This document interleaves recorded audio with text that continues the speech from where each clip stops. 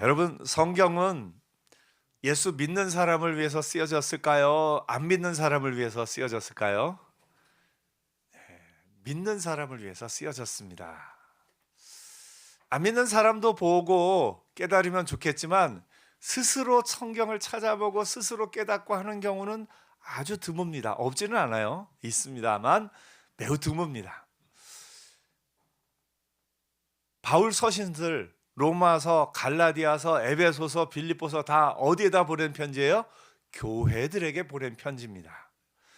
그러면 이미 예수 믿는 우리에게 왜 성경이 필요할까? 이미 예수를 믿고 천국을 약속받은 하나님의 자녀가 된 우리에게 하나님의 말씀이 왜 필요할까요? 예. 천국을 이 땅에서도 누리고 살라고 하나님이 우리에게 성경을 주셨습니다. 우리가 예수 믿고 죽음 이후에 영원한 저 천국 가서 누리게 될 그 삶을 이 땅에서 어떻게 보면 연습한다고 해야 되나요?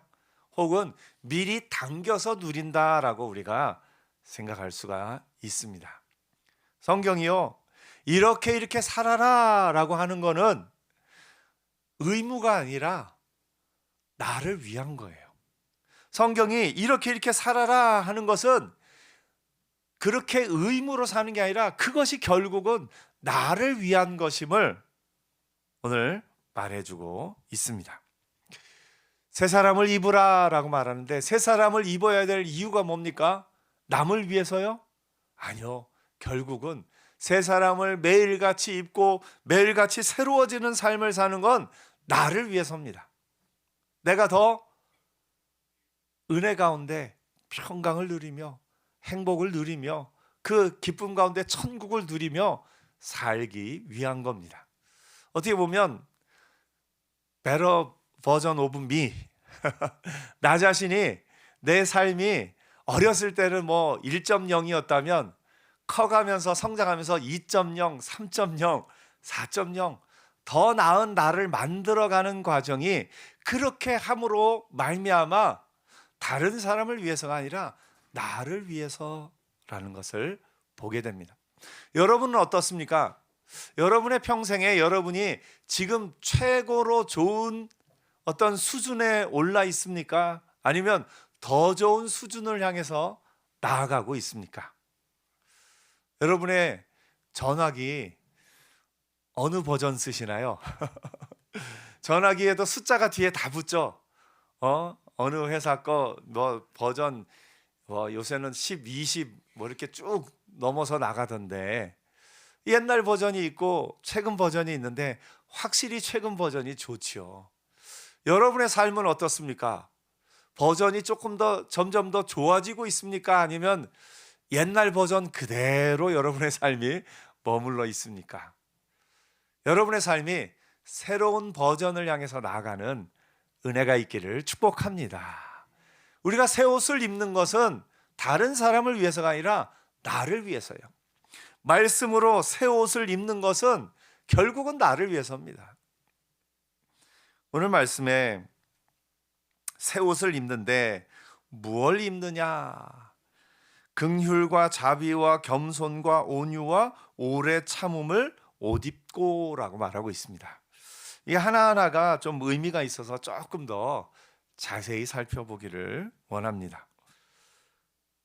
긍휼과 자비와 겸손과 온유와 오래 참음은 더 나은 나를 만들어서 결국은 내가 평안하고 내가 그 행복을, 그 천국을 누리며 살기 위한 겁니다.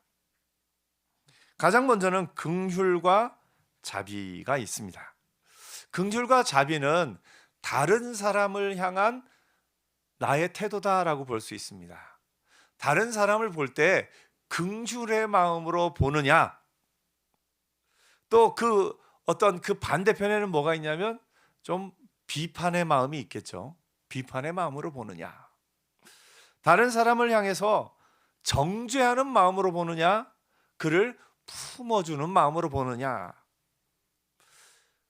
이 긍휼의 마음이 있고 그 긍휼의 마음이 행동으로 나타나는 것이 자비라고 우리가 이해할 수 있습니다. 긍휼의 마음은 기본적으로 불쌍히 여기는 마음입니다. 여러분, 목사인 저를 긍휼히 여겨주시길 부탁드립니다. 아니, 목사님인데 이것도 못해요? 제가 혹시 화내는 걸 보거든, 아니, 목사님이 그것도 못 참아요? 그러지 마시고, 아, 목사님도 사람이구나 하고 긍휼의 마음으로 보시는 은혜 있기를 축복합니다. 제가 뭘 이렇게 좀 덜렁덜렁 실수할 때도 있고, 좀 뭐 놓치고 좀 이렇게 깔끔하지 못할 때도 있어요. 그럴 때, 아니, 목사님이 어떻게 이렇게 칠칠치 못하게 그러시냐 그러지 마시고, 아, 목사님도 사람이구나, 긍휼의 마음으로 보시는 은혜가 있기를 축복합니다. 그게 여러분을 위해서 좋습니다. 목사인 저를 향해서뿐만 아니라 옆에 있는 가족을 향해서 긍휼의 마음으로 볼 수 있는 은혜가 있기를 축복합니다. 정죄하는 마음으로, 긍휼의 마음이 아니라 정죄하는 마음으로 보기 시작하면요, 모든 것이 싫어져요. 모든 것이 싫어져요. 그 가정주부들이 평소에는 괜찮다가 마음이 안 좋아지면 제일 먼저 싫어지는 게 남편의 음식 씹는 소리랍니다. 평소에는 아무 상관이 없다가 괜히 미워지면 뭘 저렇게 소리를 크게 내고 먹는지, 뭘 저렇게 맛있게 먹는지, 내 속은 이렇게 힘든데 그렇게 맛있게 먹냐고 좀 이렇게 미워질 때가 있답니다. 이 안 좋은 마음으로 보기 시작하면요, 참 하나하나가 다 거슬려요. 다 거슬려요. 좋은 마음으로 보기 시작하면요, 다 품어줄 수 있는 것도 안 좋은 마음으로 보기 시작하면 참 하나하나가 다 거슬립니다. 우리 여러분, 교회에 왔을 때 보세요. 우리 교회를 좋은 마음으로 이렇게 보면 참 좋은 부분들이 보이는데, 조금 비판하는 마음으로 보면, 아니, 이거 왜 여기 아직도 그대로 있나? 저거 왜 아직 안 치우고 있나? 뭐 이렇게 하나씩 보일 수도 있어요. 근데 긍휼의 마음으로 보는 것과 비판의 마음으로 보는 것, 그것이 내 어떻게 보면 삶의 습관이기도 하고 내 안에 자리 잡은 것이기도 합니다. 근데 그럴 때 어떤 것이 나에게 유익이냐 한번 보세요. 비판하는 마음 사실은 좀 필요할 때도 있어요. 너무 이렇게 안 될 때는 요건 이렇게 고쳐야 돼, 요건 이렇게 빨리 해야죠 하고 그런 마음이 필요할 때가 있습니다. 그런데 모든 것을 그 비판하는 마음으로 보기 시작하면 제일 먼저 내 마음이 힘들어집니다. 내 마음이 건조해지고요, 내 마음에 불평과 불만이 쌓이기 시작하고요, 내 마음에 한 번 마음이 안 들기 시작하면 모든 것이 마음에 안 들고 결국은 내가 마음이 힘들어지는 것을 보게 됩니다. 여러분이 실수했을 때, 여러분이 잘못했을 때 다른 사람이 여러분에게 어떻게 해주기를 바라나요? 좀 너그럽게 봐주기를 바라죠. 긍휼히 봐주기를 바랍니다. 예수님이 뭐라고 말씀하셨냐면, 대접받고 싶어하는 그대로 너희도 남을 대접하라. 내가 긍휼히 여김을 받고 싶으면 나도 먼저 긍휼히 여기는 마음이 있어야 함을 예수님도 우리에게 알려주고 있습니다. 올 한 해 우리가 새 사람을 입기로 마음을 먹었는데, 가장 먼저 긍휼의 마음으로 사람을 보는 은혜가 있기를 축복합니다. 그 반대의 마음에는 비판하는 마음이 있어요. 이 비판하는 마음은 내가 비판하는 직업이 있고 직책이면 그 일을 해야 되겠지만, 사람을 향해서는 너그러운 마음으로 이렇게 봐야 함을 우리가 보게 됩니다. 어떤 얘기를 듣는데, 어떤 선생님이 아이들을 가르치면서요, 그렇게 가르친대요. 30초 안에 바꿀 수 있는 게 아니면 이야기하지 말라고. 그게 무슨 얘기냐면, 얼굴에 여기 뭐가 묻었어요. 여기 뭐가 묻었네요. 그러면 30초 안에 없앨 수 있죠. 그건 말해도 돼요. 관계에 아무런 문제가 없어요. 30초 안에 바꿀 수 있는 거 아니면 말하지 말라 하는데, 얼굴을 보면서 눈이 왜 이렇게 작아요? 그러면 아이, 코가 왜 이렇게 삐뚤어졌어요? 예. 그거는 30초 안에 바꿀 수 없을 뿐더러 관계를 무너뜨립니다. 여러분, 사람을 보면서 대화를 할 때 30초 안에 바꿀 수 있는 것, 아주 가볍게 바꿀 수 있는 거 아니면 내가 꼭 해주고 싶은 마음이라도 그거는 기도하는 게 맞습니다. 그거를 이야기하면 어떻게 됩니까? 관계가 깨질 수밖에 없어요. 깨질 수밖에 없어요.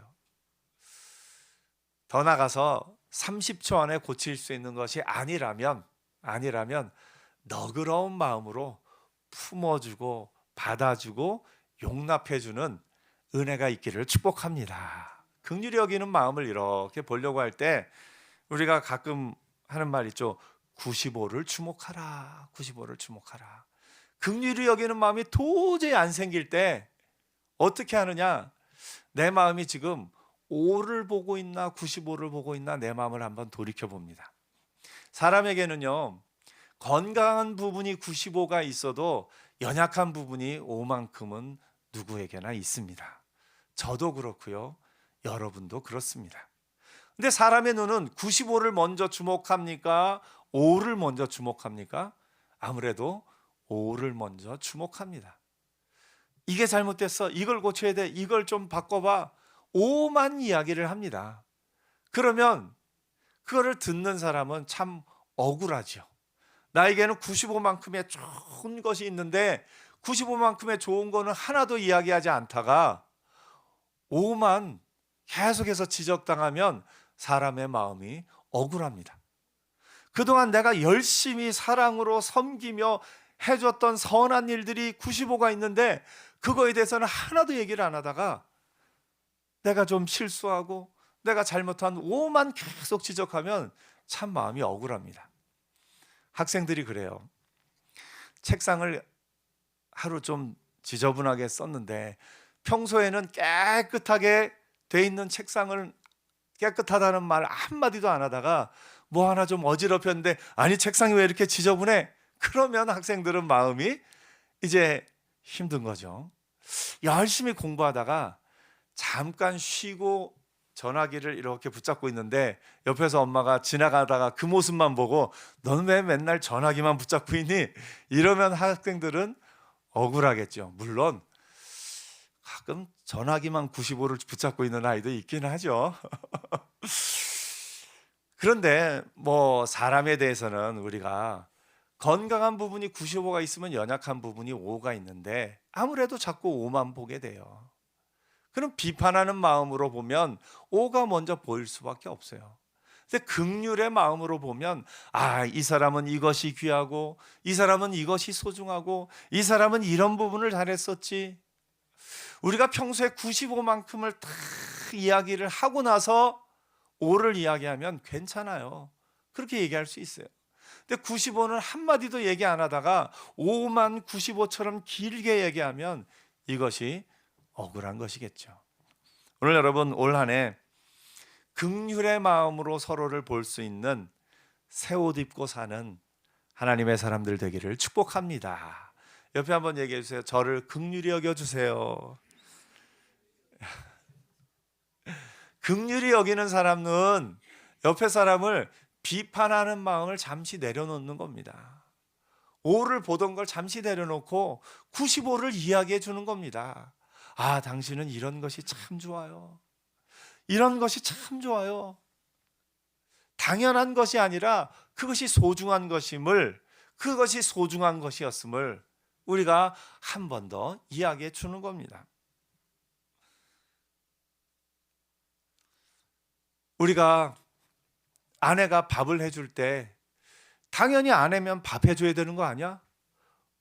이렇게 생각하는 것이 아니라 밥을 한번 해줄 때마다 그동안 나를 이렇게 요리를 해줘서 참 고마워 하면서 그것 여태까지 해왔던 것들에 대해서 고마운 마음을 한 번 더 표현하는 것. 우리가 자녀와 부모 관계에 있어서도 마찬가지입니다.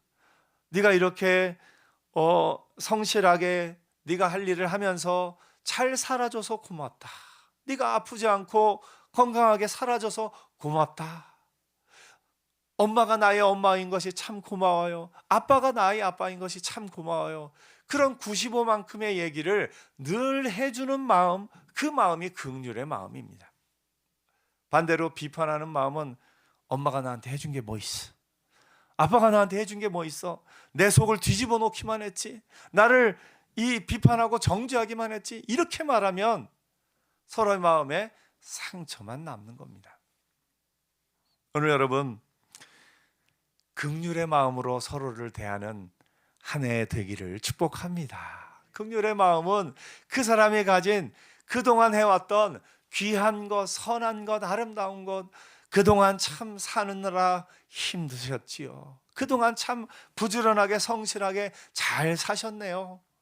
그 사람이 살아왔던 그동안의 모든 것을 귀히 여기고 그것을 볼 수 있는 마음, 그것이 긍휼의 마음인 것을 보게 됩니다. 긍휼의 마음은 또한 그 사람의 마음을 공감하는 마음이에요. 공감하는 마음. 공감하지 않는 이 세대를 향해서 예수님이 이렇게 말씀하십니다. 이 세대를 무엇으로 비유할까? 비유하건대 아이들이 장터에 앉아 제 동물을 불러 이르되 우리가 너희를 향하여 피리를 불어도 너희가 춤추지 않고 우리가 슬피 울어도 너희가 가슴을 치지 아니하였다 함과 같도다. 기뻐도 함께 기뻐하지 않고 슬픔을 이야기해도 같이 슬퍼하지 않는 그 세대를 예수님이 이렇게 이야기하셨습니다. 바울은 로마서에서 얘기합니다. 즐거워하는 자들과 함께 즐거워하고 우는 자들과 함께 울라. 아픈 사람을 향해서 함께 아파하고 기쁜 사람을 향해서 함께 기뻐할 수 있는 거, 그것이 우리가 긍휼의 마음을 갖고 그들의 마음을 같이 공감하는 것이다라는 것을 알 수 있습니다. 병든 사람이 있는데 그 사람을 찾아가서 이렇게 병든 거 하나님 앞에 죄 지은 게 있어서 병든 거야. 빨리 회개해. 이렇게 말하면 그게 긍휼의 마음입니까? 비판하는 마음입니까? 비판하는 마음이죠. 긍휼의 마음을 가졌으면 아픈 사람이 있으면 손잡아주고 아이고 얼마나 힘들어. 기도해주고 약이라도 좀 사주고 뭐라도 좀 해주는 게 긍휼의 마음 아닙니까? 욥의 친구들이 욥을 찾아가서 그 우리 말씀 중에 내 시작은 미약하였으나 나중은 심히 창대하리라 이 말 좀 조심해서 써야 돼요. 그 성경 앞뒤 문맥을 보면요, 친구들이 욥한테 한 말이에요. 욥한테 너 이렇게 고난당하는 거 죄지어서 그러니까 빨리 회개해. 그러면 내 시작은 미약하였으나 내 나중은 심히 창대할 거야. 말씀은 참 좋은 말씀인데 문맥을 보고 좀 조심해서 써야 할 부분이 있습니다. 어려움 당할 때는 같이 위로하고 손잡아주고 기도해 주는 것, 그것이 긍휼의 마음입니다. 여러분, 고난 당하는 사람 찾아가서 죄찾기 하지 않는 은혜가 있기를 바랍니다. 손잡아주고 위로해 줘야죠. 그것이 긍휼의 마음인 것입니다. 여러분 속에 내가 지금 긍휼의 마음이 있는가, 비판하고 정죄하는 마음이 있는가, 내 자신을 돌아봐야 됩니다. 비판하고 정죄하는 마음이 있으면 내가 스스로 힘들어집니다. 내가 스스로 내 마음이 힘들어지고 결국은 내 곁에서 한 사람 한 사람 떠나갈 수밖에 없습니다. 긍휼의 마음을 지닌 사람, 그 사람은 내 마음이 평안할 뿐만 아니라 주변의 사람들이 가까이 다가오게 되는 것을 보게 됩니다. 긍휼의 마음을 가지는 마음, 여러분 이렇게 한번 생각해 보세요. 내가 예수님 때문에 한 번 더 봐줄게. 이게 이제 긍휼의 마음이 잘 안 될 때 이렇게라도 한번 해보십시오. 옆에 한번 얘기해서요. 내가 예수님 때문에 한 번 더 봐줄게. 예수님 때문에 한 번 더 봐주는 마음, 우리가 그 긍휼의 마음으로 옷 입는 이번 한 주간 되기를 축복합니다. 긍휼의 마음은요, 마음에만 있어서는 안 됩니다. 그게 표현되어야죠. 긍휼의 마음이 표현되는 것, 그것이 자비라고 볼 수 있습니다. 자비는 명사로 이해하기보다는 동사로 이해하면 좋습니다. 사랑은요, 명사가 아니라 동사입니다. 사랑은 우리 마음에만 머물러 있는 것이 사랑이 아니라 그것이 행동으로 나타날 때 그것이 사랑입니다. 그래서 긍휼의 마음이 자비라는 행동으로 나타나야 합니다. 오늘 여러분 긍휼의 마음을 품고 그것을 자비로 표현하는 복된 한 주간 되기를 축복합니다. 우리가 그것이 결국은 나를 위한 것이라는 게 그렇게 자비를 베풀고 나면, 그렇게 사랑을 하고 나면요, 내 마음이 평안해집니다. 더 나아가서요, 하나님이 아시고 하나님이 갚아주십니다. 내가 예수님 때문에 한 번 더 참을게, 내가 예수님 때문에 너를 긍휼의 마음으로 본다, 이렇게 하면은요, 하나님이 그걸 기뻐 받으시고요, 우리에게 더 큰 긍휼의 은혜를 더하여 주실 겁니다. 그렇기 때문에 결국은 나에게 유익인 거예요. 사실 자비는 다른 사람의 유익을 위해서 내 것을 희생하는 게 자비죠. 저 사람에게 유익이 되는 일을 위해서 내가 내 것을 베푸는 것, 그것이 자비 아닙니까? 근데 베푸는데 나에게 유익이 된대요. 이익이 된대요. 나는 베푸는데 사실 사람을 보고 베풀면 자비는 계속할 수 없습니다. 내가 이렇게 자비를 베풀었는데 저 사람은 나에게 더 세게 나오네요. 네, 물에 빠진 사람 구해다 줬더니 뭐 달라고요? 보따리 내놓으라고. 나는 자비를 베풀었는데 나에게 더 심한 걸 요구할 때도 있어요. 그러면 나 안 해. 안 하고 말아요. 그런데 갚아주시는 하나님을 보면은요, 더 할 수 있습니다. 내가 내 희생으로 이 사람을 도왔는데 이 사람의 반응은 그렇지 않더라도 하나님이 아시지. 하나님이 나를 아시지.